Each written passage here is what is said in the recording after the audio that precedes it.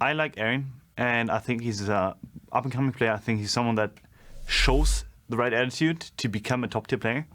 And he's already at a point where I consider him a good player, and like I'm happy to play with him. So I've had nothing but respect for him ever since he came on, and never felt like I was playing with a rookie. I was playing with someone that actually understood the game, and I didn't have to teach him anything. Things have been looking up for 100 Thieves. Smiles on their faces. Hello and welcome back. I see a smile on your face. It's game 5 and we're ready for 100 Thieves to load up against FlyQuest. So why don't we jump right into the starting rosters. Thanks for being here. Selected on the blue side, it is 100 Thieves. That means it is FakeGod in the top lane. Amazing in the jungle. Ryu in mid. Bang at bot with support. Aphromoo, Coach Prolly, and Joseph Yang. And challenging them on the red side is FlyQuest. Top lane Viper, in the jungle Santorin, mid lane Pobelter, bottom WildTurtle, support Wadid, and coaches Invert and Cop on stage. That is right. Both teams in this matchup are looking to pick up this very much needed win. More than usual, the winner could be in striking position to pick up a playoff spot and turn around a dismal summer split start. And the way that FlyQuest could win this game would be through Viper in the top lane. The wins that FlyQuest have gotten so far in Summer have been all with Viper on carries. 2 Riven games, and then the Jax and the Kennen games as well. Opposite of them on the Rift is 100 Thieves, who have looked like a rejuvenated team since Ryu entered that lineup 4 weeks ago. And then since that swap in week 3, Amazing has been able to spend more time in the bottom lane, helping Bang return to form. For 100 Thieves to secure a playoff spot, Bang and Amazing are going to need to play their best and make that strong push. Absolutely. It's interesting that we don't see this team again in a playoff spot. Like we said, some really tough starts to the splits, but finding that identity, as we've been saying oh so lately in our vocabulary, is coming back to them. And right off the bat, 100 Thieves banning away the Riven, taking that one out of the hands of FlyQuest and Viper, following up with that Aurelia that has been so highly prized. Take out the Yuumi. Take it out Karma as well. Might see the Aurelia. Oh, I already do Sona. And what is Lux is next? the last shielding support for the bottom lane. Will she join them? Or is it a jungler? Sejuani, Sylas, and Jarvan are all available. Jace actually towards that top side. We have seen it played on both ends. Looks like they don't want FakeGod to get that Jace, however, as they start off into this. What is priority though, Kobe? What does 100 Thieves want? Aatrox is still up there. FakeGod can get something to absorb pressure, but Amazing has been that priority pick, and it will be his Sejuani. Sejuani still super high priority jungle pick. Initiator for the team, brings that front line, brings the tankiness. Also works very well with melee solo laners that can help stack up the passive, land those stuns a bit quicker, and really snowball. So we'll see if FlyQuest want to answer with sort of a ranged matchup in their solo lanes to avoid a little bit of that danger. There's the Lux we were looking for at the last ban round. Gonna be picked up here for Wadid. I like it. Goes to the Sylas, says no Trundle. You go Halo Blades anyways, but I like Sylas better. I'm going to steal your Sejuani ult. Yeah, super, super good. All you have to see is just one good ultimate, and it's a Sylas jungle game. Feels very good as well, playing Sylas into tank champions, because tank champions cannot burst Sylas, and Sylas, with the Kingslayer, does have a lot of burst healing himself. So it's very difficult for tank champions in general to deal with Sylas because they can't finish him off. He does so much damage and he's able to heal himself back up. So it's definitely a good opportunity for a counter pick here. Meanwhile, Corki picked up for the mid lane. This very common scaling DPS, AP threat, Trinity Force builder, alongside the Aatrox for FakeGod. Ooh, yeah, both of the mid laners currently have 3 go-arounds on Corki. This will be a 4th for Ryu, so they know what it's like to play with and against. What do we have for our final pick here? Phase 1 of FlyQuest. We did see an Akali banned out against TSM. I know Bjergsen is quite big on that, but Azir did make it through that ban phase, and Azir will be locked into that pecking order. Yep, another Azir Corki mid lane split here. The advantage depends on rune choices for each champion. Some of these mid laners have been favoring the Azir, especially if you go Comet and build some more flat AP early on. But both teams quite happy to scale a little bit later to the team fight phase with both of these mid laners. So we expect more of the action this game to then be around those side lanes. And what can they focus on here? Banning out a couple of these other marksmen. No Xayah Rakan combo will be available. Looking at Turtle, does have the Sivir. He's got a Sona under his belt. And a few other ones as he's been pushed farther back on a Caitlyn and a Lucian game. There's his Ezreal. Still only one play on that for Turtle either way, so not too bad. Looks like the Sivir is going to be the lock-in, if anything, on the side of FlyQuest. Get a lot of movement for this team and everybody in range for the engage that you want. But that wouldn't hurt on the side of 100 Thieves as well. Bang has been trending towards the Xayah. They banned against him, and Sivir again is his next played. So both of the AD carries sharing that pool, kind of down to 3 and 4, the Sona and other champions. Out of that second phase of bans here, 100 Thieves with a final one. What do they think is most in that priority ban list for FlyQuest here? Sivir is definitely very high priority still with the Xayah and Ezreal both banned, so could be a Sivir. Could also try and target a little bit more on the support front, as or actually Lux is already picked up, so Sivir is going to be the choice. Dang. No running fast this game. What do they choose? I've seen a few Kaisas. We got the Varus coming back around for a few plays as well. I really like the Caitlyn combination with Lux. Super long range, you can trap him out of light bindings. It's a really high pressure bottom lane, so it can allow your carry jungler Sylas to try and focus elsewhere on the map as well. Looks like they're gonna lock something possibly in for Viper here. The Jax, he does have the win on Jax in summer undefeated. Yep. The single game victory there for FlyQuest. See, FakeGod knows what he's gonna play up against now, so he considers what that matchup will be like. Final picks here, 400 Thieves. Safety on that bot side. Looking to get the Braum. A lot of fight ults coming in now for 100 Thieves. Pretty strong glacial combination, 20% chance to stun on hits. Wasn't gonna do it. It's insane. Will they get Guardians too with the Leona pickup riff? Oh my word. That would be ill-advised because they're facing a lot of magic damage, you know? You go Gangplank mid. All right, let's see. What's it going to be Gangplank here? For Bang in the bottom lane. I doubt that they're going to rotate the Corki there, so it's up to Bang. What does he want to run into the Lux lane? It's interesting that FlyQuest are also keeping the last pick here for Turtle. To see Braum Varus is definitely a very safe and strong lane. So let's see if they actually do want to complement this Lux with the Caitlyn. I was gonna say, you don't have too much AD across the map, so you can't go something like a caster. You are gonna have to do the marksman.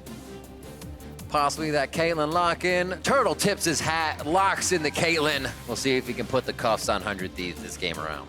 There she is. Such a powerful bottom lane there with Caitlyn Lux trying to push away. They can actually even focus on the Braum, even with the shield, trying to whittle down on the Braum. It's going to be up to Bang there with the arrow on Varus, trying to deal out some counter damage whenever somebody does get caught. Let's see. Amazing has had a lot of success for 100 Thieves on the Sejuani thus far. Absolutely. And we talked about trying to get melee synergies. The Aatrox in top lane might be one of those choices.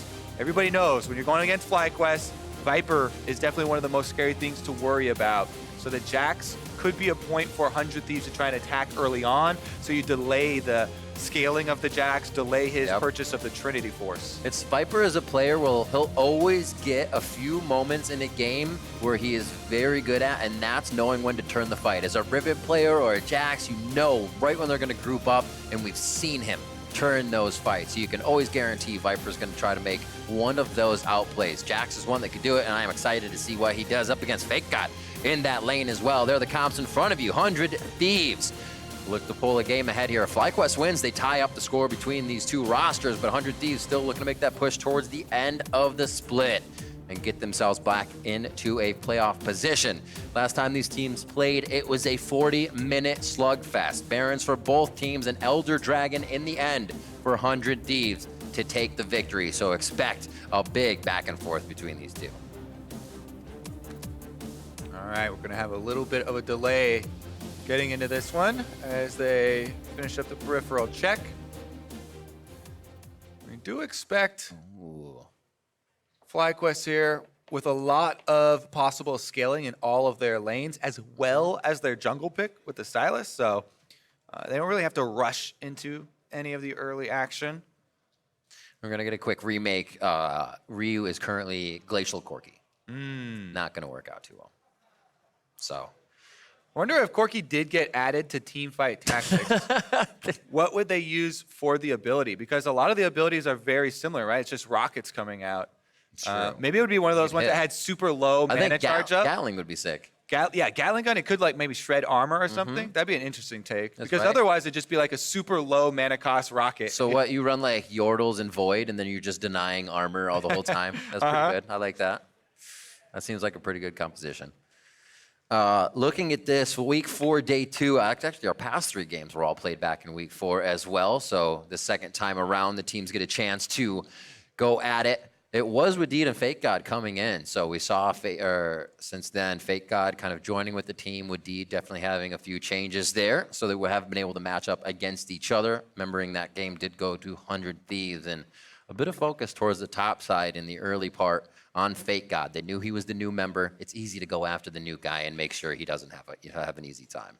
Yeah, it's actually been pretty interesting tracking FakeGod, joining the LCS.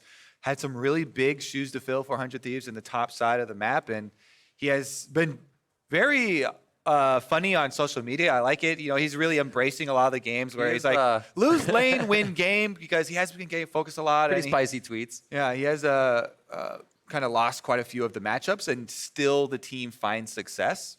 So they have still been able to find, the advantages here with bringing him into the squad, along with Amazing and the new focus with the team, trying to get some extra motivation here.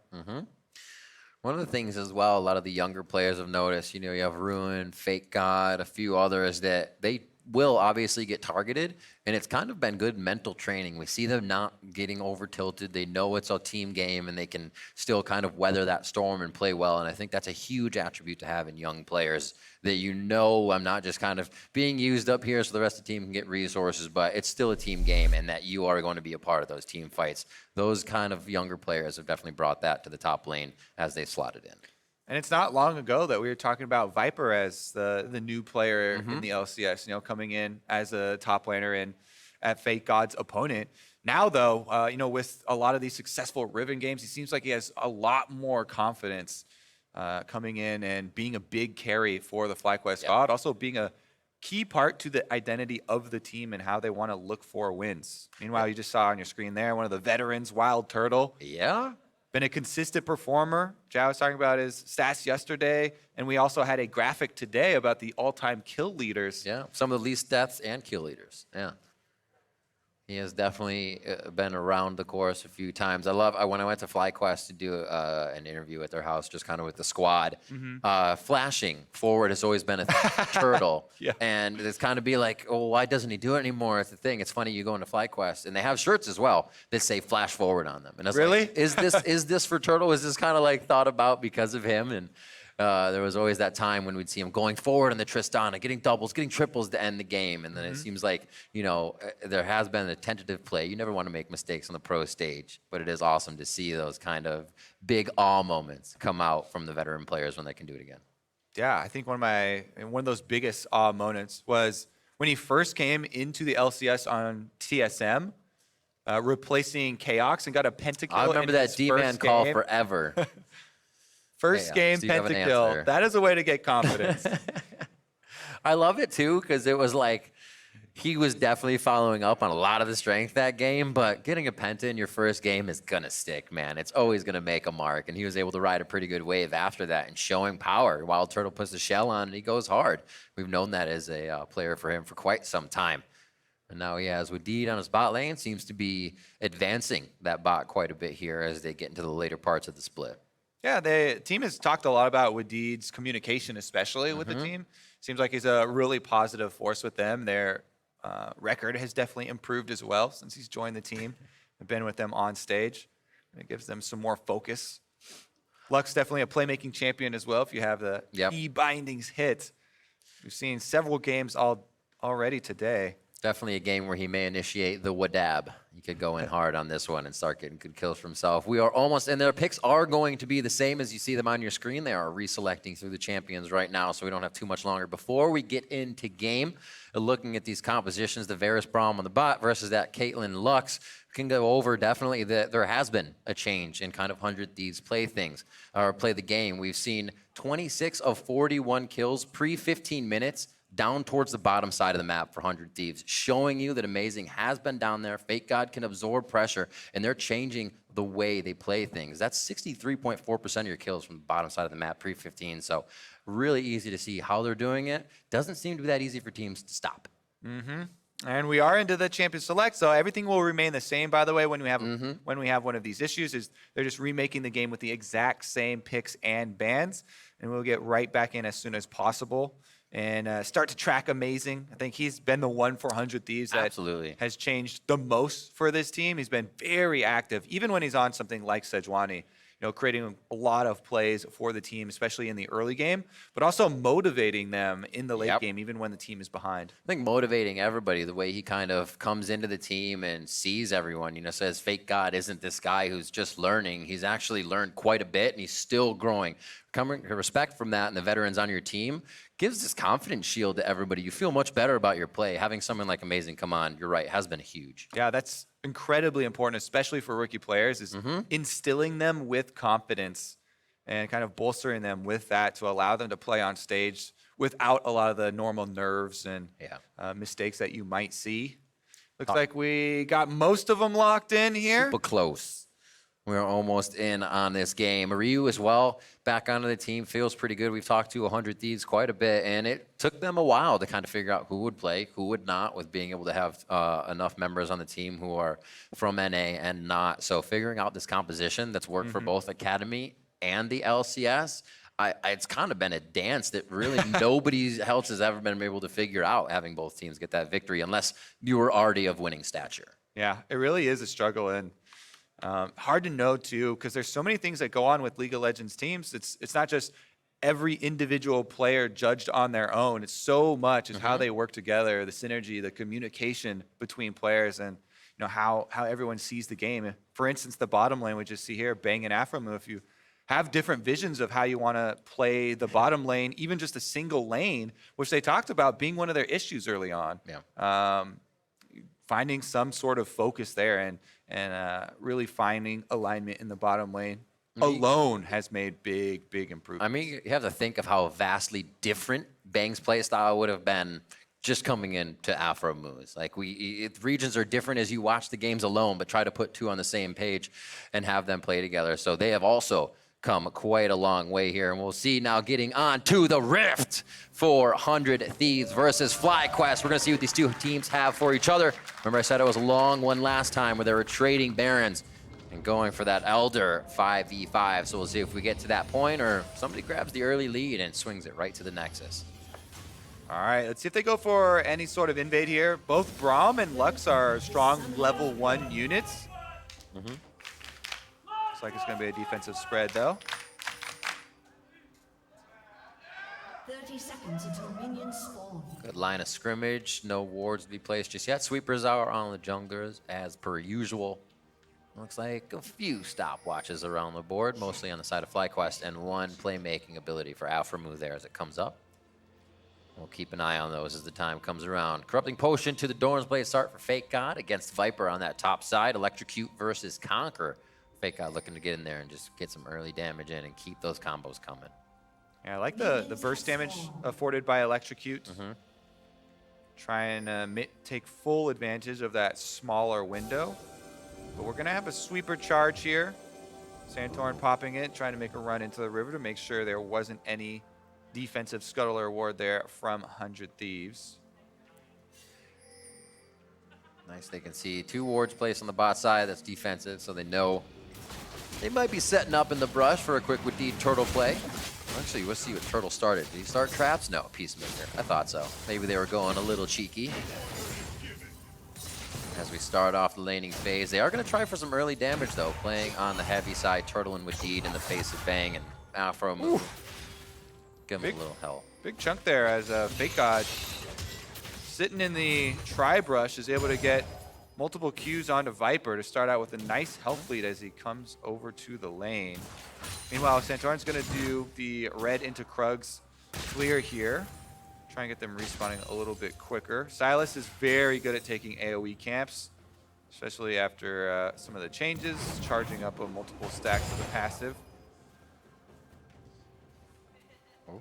Just get away. I will zone you off this next one minion. Everything counts, though. FakeGod's just playing a slow, methodical lane for his Viper right now. Knows he doesn't have to get Electrocute proc, but man, does that sting for the bot side. Do not want to be 200 HP right away. Heal pots feel like they do a lot early because you don't have much health, but that means you're out of sustain if you have to chug them right away. And that's the part that does not feel good. Traps already being set up in front of the turret. A little bit harder of a time to farm it out as Bang is missing a few back and forth, but he's got quite a bit to clean up here. Yeah, we talked in Champ Select about the oppressive nature of a Caitlyn Lux lane. Yep. So difficult to deal with, especially early on, the pushing power with these long-range harassment abilities. And during the pause, we were reminiscing about the old times of WildTurtle and his pentakill in his first game. It was on Caitlyn. Amazing, though. Right. Making a pass at Pobelter. Absolutely was. Arctic Assault to go in after the shuffle. No flash to come. They know he would have used it under the turret, but still cannot take those turret shots. So low in health so far. And Pobelter are going to head back to base. Does have the teleports. Recalls without any summoner spell usage. Oops. Nicely done. Still gets the cannon. I like the effort to deny it off there, and Viper should be able to farm this up quite easily. But it is 17-7, so I figure he'll miss a few here and have to get this second wave pretty well. Yeah, one of the reasons Jax isn't picked more widely is because of the early game. It's definitely a super strong scaling pick, but gets pushed under the tower here by Aatrox, especially Electrocute Aatrox. And because FakeGod was able to get that big chunk in Tri-Brush, these are all factors heading into the matchup. So Viper pushed under turret, has to kind of pick up the scraps. Big piercing arrows doing quite a bit of damage, but also getting hit by his own peacemakers. So the Qs of Turtle and Bang are connecting fiercely in this lane. They have not chugged both their potions just yet. Bang is onto biscuits, but he's delivering back quite a bit of damage. I love this so far from the bot lane as they really tempt each other with a bit of low health as the fights continue. Up towards the top side, Amazing is here, and it's going to be quite a bit of time before Santorin can show himself. See if they can realize that FakeGod has his passive up. Yeah, it was looking like more of a counter gank here for Amazing, because FakeGod has control of the lane right now, so the only way that gets dangerous for him on the Aatrox is if Santorin's coming for an early gank, in which case 100 Thieves would win the 2v2. Ooh! Like that. Yep, Flutter Poke really landing here. Aphromoo starting to get very low. Caitlyn Lux taking their toll, constantly pushing the wave. You get your peacemakers through the minions into the enemy champions for that harassment, plus the Lucent Singularity, giant AoE, trying to get both of those as well. You push and harass at the same time, which allows you extra openings to look for your light bindings. As we talked about, you can easily Caitlyn trap out of a light binding. Try and find a little bit more harassment with the headshot. It actually gets so deep with Caitlyn and Lux at a turret because you're going to set traps towards the top side. You see Braum on the bottom because you can't hover your own marksman. So you're either getting bound between the turret and the wall, or you have to stay with your AD, which puts you right in the middle for Lucent Singularities, light bindings, and just being crowd controlled together. It's really difficult for that Cait and Lux to be at your turret. And Turtle and Wadid are playing it well. A little bit of flip on the play here. Santorin now waits in the brush, seeing if Amazing will make a play. Viper has that minion wave advantage, and it doesn't look like FlyQuest will bite on too much just yet. Yeah, both top laners play pretty defensively when their jungler is not there. FakeGod this time does a good job recognizing the possibility that Santorin could be there for the wraparound gank. Can he get the Scuttle Crab in time? Amazing, trying to get it and get out. 82 health, it gonna cost him. One shuffle, good flash. Oh, he gets pushed back. This looks like it's gonna be first blood. Ryu doing what he can, but he can only look on as Amazing goes down. Yeah, it's gonna cost him, all right. That is one expensive Scuttle Crab as Amazing pays for it with his own life and his flash. Pobelter using the flash on Azir to get in there for the wall to knock him back with the Emperor's Divide. There it is again. So they saw Amazing on this ward right there head into the river. So they knew that he was going for the Scuttle Crab. And you can see all of FlyQuest moving down. They immediately called for it. No respect from 100 Thieves for the rotation from both of the mid and top lanes of the collapse there. And that scuttle grab gonna be pretty pricey. 100 Thieves want that one back, but FlyQuest very happy to get that early money onto Viper. Giant CS lead during that time because of the roam, though, that FakeGod's been able to push up. I believe it's 2 waves now that he's pushed into the top tower, and Viper's going to try and pick up some of them on the way out, but won't be able to completely even everything. Have a bit of damage now with the long sword, so we can at least really start to get on these minions as they get hit up by the turret and that method of farming. Oh, good hit towards the outside. Chain of Corruption going down on the turtle. Can he get out of this one? 90 caliber net backwards. What a hit from Wadid!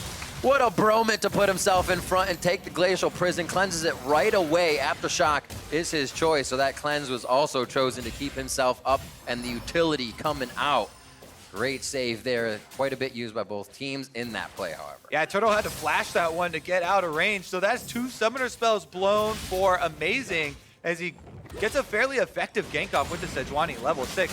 Santorin, though, might punish him. Or at least say thank you very much. I'll take that trade. Does he get the smite off? Santorin's looking in there, but it doesn't look like he wants to get too close. Blue buff does go over to Amazing. Bot lane gank looks like it's coming in, but Aphromoo goes down! Now it's a 3v3. Is Santorin still here? That changed so quickly for what 100 Thieves wants to do. WildTurtle and Wadid are walking away from the turret, giving the kills to 100 Thieves. Ryu picks up another one. Now Santorin is up the creek without a paddle, and he's forced out of this one. Dives in without a safety vest on. He is now out in a 2 for 2 and a pretty big mistake by FlyQuest. Yeah, pretty rough there. I mean, the bottom lane had been getting poked down super heavily under the turret, and then the kill onto Aphromoo actually gives them some hope. In the end, though, 100 Thieves make good on the dive on bottom side, picking up the extra kills there for themselves. Amazing now. Trying to chase Pobelter off the tower. I don't think Pobelter will be too worried, as he just has to give up on the extra minion wave at tower. It's a good fight back and forth for it to be 2-2. I mean, anytime you got the turret is kind of a third or fourth member, I'll take that with a Lux and Light. It was a binding landing, and then after it landed, Aphromoo queued to get tower aggro. Yeah. So you get hit with the binding, you're going to get a trap under you, and he takes tower aggro. That's what cost him the death. Then Turtle and Wadid trying to get out afterwards. They know that there's a full health Ryu and Amazing coming through, so they are in threat of being dove. They try and make the escape, but Amazing and Ryu chase them down on the outside. So 100 Thieves, with the mistake of their own there with Aphromoo on the bottom side, but they still do get some kills. 2 of them onto Ryu. That's going to fund that Trinity Force for Corki. Oh, yeah. That'll feel really nice. Looks like he's going to put that pressure already onto Pobelter in the mid lane. We did not see him get to roam in that last kind of gank.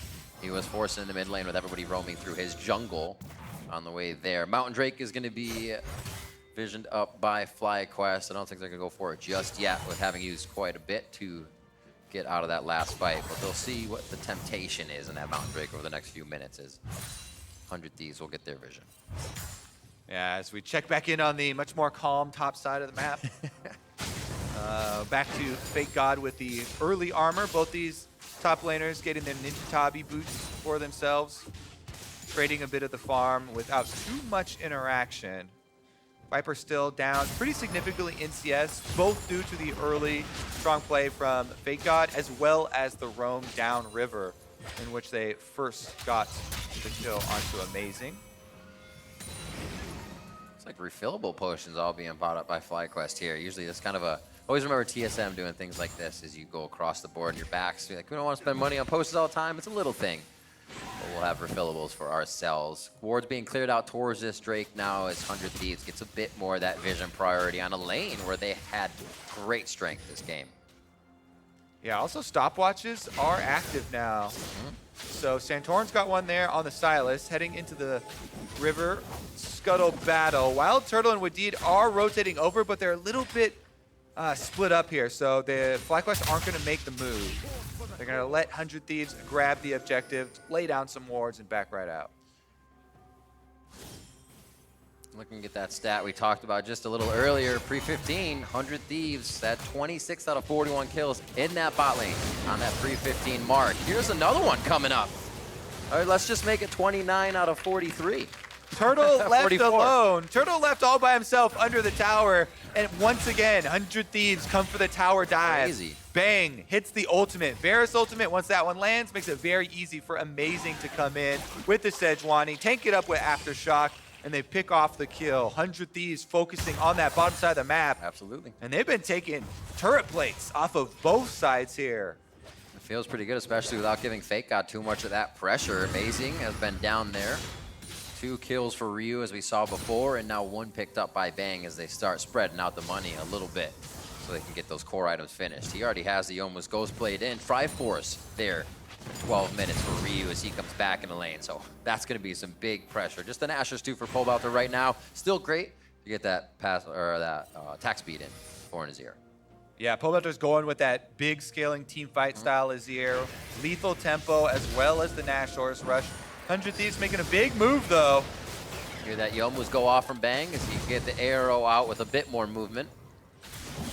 Decide to throw it. Rotation up from Wadid here as they leave Turtle on the bot side. They know a little bit more on the map is going on. And FlyQuest has to start to participate. Ryu holding off what would be Santorin. There's a Braum Glacial Fissure on Santorin. However, if they do have a resulting fight, a pinch here coming in from Viper. No hit on the abduct coming in from Santorin, so they don't decide to fight, but they do use that Glacial Fissure. Yeah, initially 100 Thieves sent 5 people up to the Rift Herald to start it.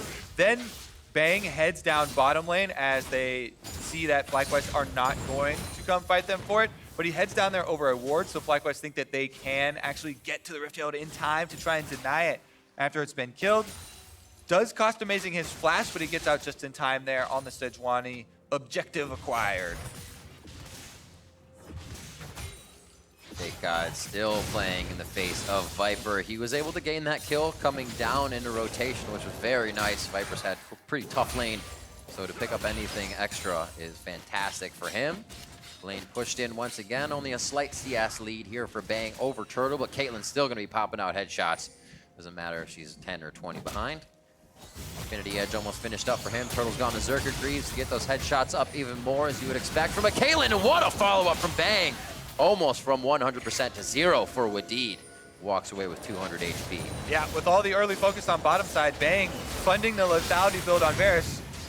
Already up to the fully completed Ghost Blade as well as an extra serrated Dirk. That much lethality this early in the game. He is hitting really, really heavily with those arrows landing.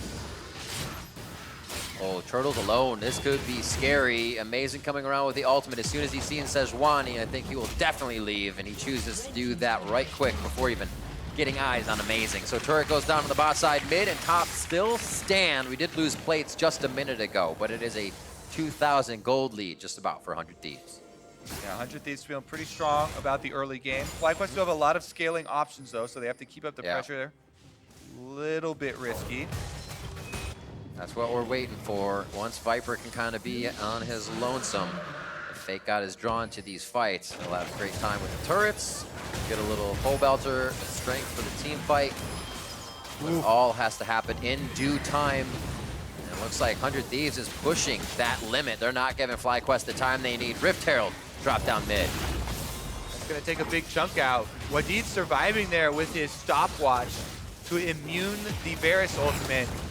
Bang has been on point with his ults and his Qs so far. Finding a lot of poke damage, forcing a lot of summer spells, and even setting up kills. This lethality Varus comes online so early. 100 Thieves have a pretty easy time grouping the attack damage poke of lethality Varus up with the AP poke of the Corki in mid lane, who's got Trinity Force and Sork Shoes. So both of these damage types with early penetration make it so hard to itemize against the long-range damage that these two carries have. 400 Thieves.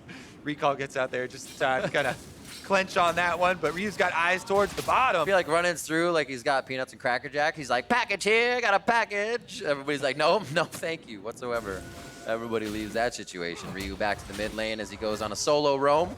And he's good to go on that. Power and Glacial's Kobe, here it is. Aphromoo and Amazing on the roam. All right, working together.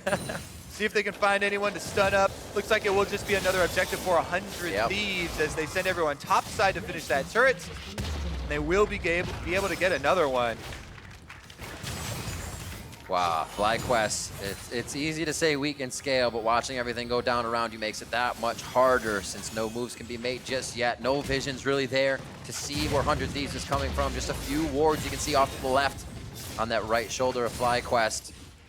It's not enough to really stop the second tiers from going down. Bot lane's gonna get a bit of pressure here from FakeGod as it looks like he's able to draw more than one member of FlyQuest now, and that spells bad things as they need to protect every lane. Bang the sniper here on the outside, looking for an angle on the turtle. Feels really confident about this Varus. With the Boots of Lucidity as well for cooldown reduction, you can just spam out this poke. Got the Comet for full effect here, and it's really taking a toll on FlyQuest. They're having a hard time defending their own territory. With all of the outer turrets dropping this early on, you can see a very big discrepancy in map control right now. 100 Thieves have full power to push up, and it's allowing a lot of extra vision for themselves. They just group up one more time. They got the Varus right there next to the Corki, and they can let fly with the skill shots. And it's like ride the bike, it seems, for Bang. This is his first Varus of the summer split. 102, 169 ahead in CS here. And it looks like other kind of champions, when he gets his Ezreal, you're like, how is Bang not on Ezreal? But it just seems like he was getting in tune with Aphromoo, figuring out how the rest of the team worked. And now that they all work together so well, they're all behind each other on those plays. Whether Bang Train of Corruption or Amazing's going in on a Glacial Prison. You see Bang with Aphromoo side by side here as power and numbers as he continues to do well this game. And it's kind of hard for FlyQuest because they really do have to play defensively and just take the farm that comes to them. Unless 100 Thieves actually walk very deep into FlyQuest territory, there's not a large possibility of anyone getting picked off. The hard engage for FlyQuest really has to come from either a Lux light binding just randomly hitting someone, or Santorin stealing Sejuani ultimate and trying to use that as their initiation. Both of those a little bit hard to pull off, and it might come down to who has flashes up.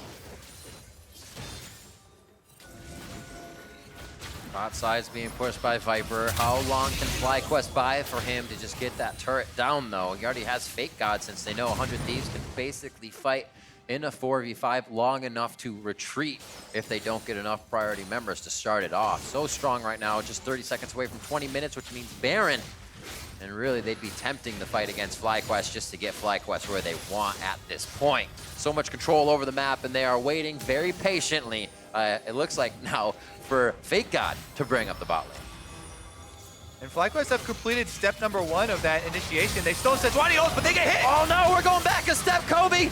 Looks like Santorin's not going to be able to get that ult off just yet. A stare taken away from FlyQuest as they look to get to the top on that one. 4-2, not very many kills, but you can see how much pressure 100 Thieves have always had on this game. FlyQuest is retreating at almost every aspect of it. Yeah, very good job of 100 Thieves making that pressure turn into a kill. Amazing says, you stole my ultimate up here, and you're going to get a taste of the real one right behind your own turret as well. And that allows them to just continue the pressure, push up, starve FlyQuest of gold income, and increase the lead that they have. It becomes scary when nowhere is safe on your map. We'll see this one more time. Milling about, looking for someone to step out, but they also don't know with the sweeper what was on the other side of that wall. And look at that timing as well. Bang able to let the arrow fly right as he comes out of the stopwatch, and Aphromoo picks up the last hit. Still has it. Good to know.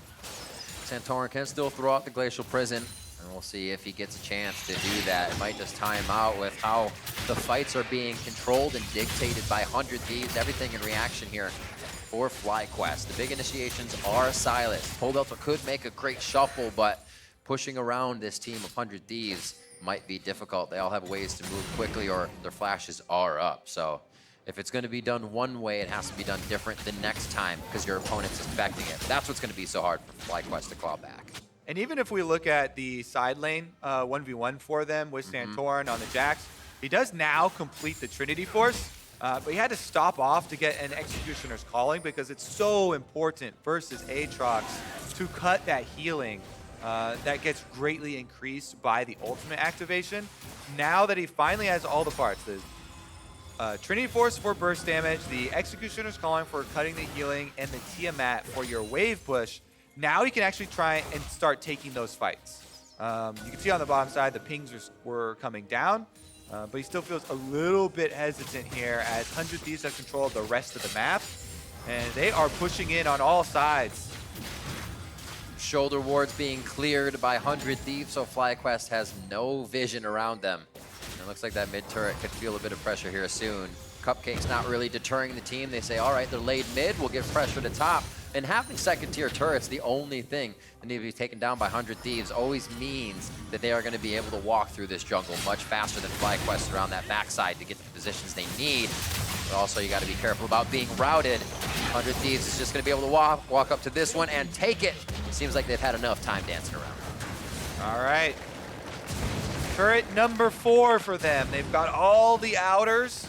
Taking down mid number 2 here as well allows them to continually mine all of these resources away from the FlyQuest jungle. This time around, Ryu takes the red buff away on Corki. He's even nearing level 16 already in the game. Getting to the next level of Corki rockets, level 3 rockets, is insane. When you also have to deal with the lethality empowered Qs coming out of this Varus, it just seems like FlyQuest are going to have a very hard time dealing with all of the damage output from such a long range from 100 Thieves. It's tough too, because you can't. You say Santorin wants to get a Glacial Prison, but on who? It's going to be a tank line. You can't really reach Bang because you have the absolute units of amazing Sejuani and Aphromoo's Braum right in front of you doing 2 ultimates, hard crowd control, and they cannot get to the priority members that are doing damage on this team. 100 Thieves has really orchestrated this one fantastically to kind of leave FlyQuest without any options. All right, next objective then, you kind of turn your eyes towards the Baron after they've taken down this mid lane and established a bunch of ward control leading up to the Baron. 100 Thieves actually have a pretty good chance at catching somebody if they draw FlyQuest out towards them. If you make them come through the jungle path up here, there are multiple avenues to try and hit Sejuani ultimates, because there are only a couple ways that FlyQuest can come check the Baron. They come through here, they're going to over a control ward, over the back here. All of these are small corridors where Sejuani ultimate will have an easy time of hitting somebody. And we saw how quickly they can finish off that target once someone gets locked down. That's a big hit. Bang is the one that gets hit. He flashes out, though. Remember, the summoner spells are going to be what 100 Thieves need to get away from this engaging composition of FlyQuest. If FlyQuest can rinse and repeat with enough HP, though, that's the goal. And that's going to be Santorin going down. They needed him. The flash there from Pobelter so he can get to safety as the final spark comes back from Wadid. It does deter 100 Thieves, but FakeGod has gotten that assist trigger, and he is back up after World Ender. FlyQuest is feeling good, and look, they have retaken the vision of their own jungle, meaning 100 Thieves can't get one of those tricky and hit a shock and awes engagements.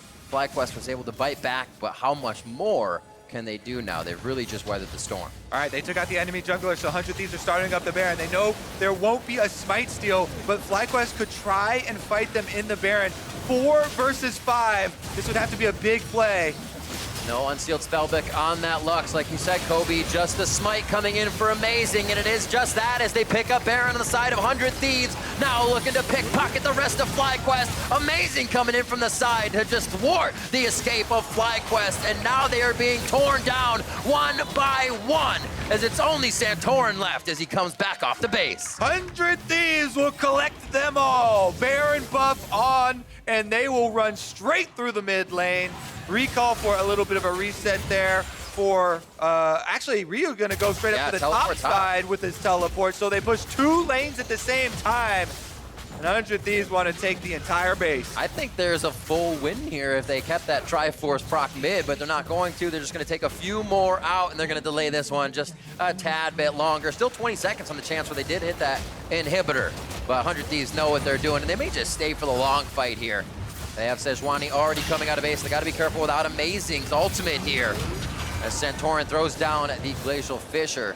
Can they catch like him? Teleport? Be coming back in. This could be Turtle. No, Turtle's coming in from base. That's Pobelter coming in from the side. And his Emperor's Divide is up. He could get a good push back through the Tri-Brush if he meets everybody that he wants to here. FakeGod expecting to see Pobelter just on the other side, and it's not the engage they wanted for Pobelter's Emperor's Divide. So they stay alive for now, but for how much longer? Whoa, Amazing going in all by himself here. He says, can I stop anything? Can I get some backs? As my team Tacos to get their refresh. Yeah, there's nothing he can get done by himself. It's just a I love lone it. I love it. Sejuani rider there. Take down some control wards. Here it is Let's again. Team reset. All right, Baron gets burned down. Good job by 100 Thieves focusing here. And then you can see they've turned on Viper so quickly. FakeGod goes in, gets the Q1 knockup, Q2 knockup, and even though the stun on Braum, he flashes for the Q3 knockup. So that was every single sweet spot for FakeGod landing onto Viper. After the end, amazing wraps around with the Sejuani to find the chase on every other member of FlyQuest. 100 Thieves now with the game in hand. Absolutely, and the scores look great across the board, and the way that they did it, amazing. And Aphromoo, the only ones with deaths on the team. The front liners that should be sacrificing their lives if it comes to that. To keep your carries rolling and keep the bounties out of the hands of your enemy, which is huge right now. You're looking at 1,400 gold that could be picked up across those three members, and that is insane. Currently, a 3,600 Baron power play, which is also insane. Our last 3 games have seen a 6K hit from power plays, so teams are really getting in the role of using that objective well. All right, last inhibitor turret gonna fall here, and the inhibitor shortly after as FakeGod and Ryu burn through it. FlyQuest time ticking away. Last inhibitor goes down as FakeGod gets the last few swings. The minions now coming in behind him, bringing up that cavalry, and Nexus turret will fall. Sejuani ultimate in the hands of Santorin on his Sylas to see what is the priority target. Bang's already in the back line. Amazing's gonna get that one. Mr. President, get down, he says, as he takes the L back for himself. The Nexus is falling, a 10-2 kill score as 100 Thieves takes the victory over FlyQuest.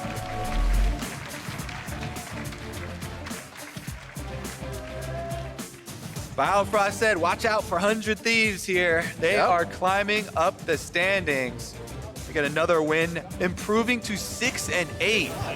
Incredible to see after the rough start that they had. For sure, yeah. Broken Blade on the desk yesterday, also calling out 100 Thieves to be a team that you have to look for as the dark horse that will possibly dash your playoff hopes. We'll have to see, though.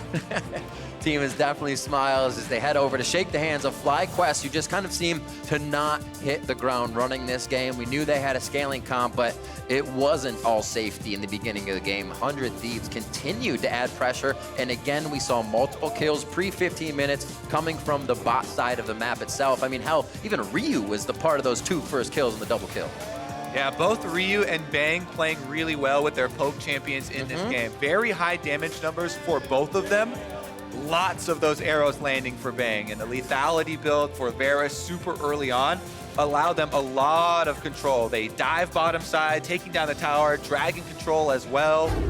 Then Ryu balancing that attack damage Absolutely. type with the AP. You know, Sork Shoes super early on Corki allows those rockets some magic penetration along with some burst from the Trinity Force, and they're able to use that pressure so effectively to set up that Baron that once that play occurs, that is just a huge, huge collapse in power, and FlyQuest cannot pull it back. Couldn't pull it back, didn't have much to clear a Baron once those minions were in your base, so it got tough. 100 Thieves was able to recognize that, and I think one thing they recognized early on the side of 100 Thieves was Champion Select banning out Viper a little bit more. It seems like he had a rough time on the Jax. I don't think he expected to come in playing the Jax today. That doesn't mean you can't, but they made it hard. He was always down in CS. He never got a chance to split push, and that means you didn't really get to play the game on Jax. Yeah, FlyQuest, not a lot of proactive play here in the early game. They didn't have a lot of areas to work off in it. It really never got off the ground. So 100 Thieves really taking control and using that to snowball effectively. And Ryu comes in 5-0-4, pulls out the Corki. You know, people are saying, oh man, another Corki, but hey, these players love it. They're winning on it. They can control the game, and 100 Thieves really showing why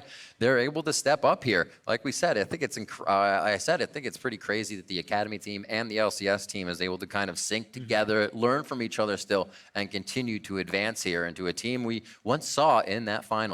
So to wrap up the LCS before Academy Showcase, let's send it over to Freak for the LCS cooldown.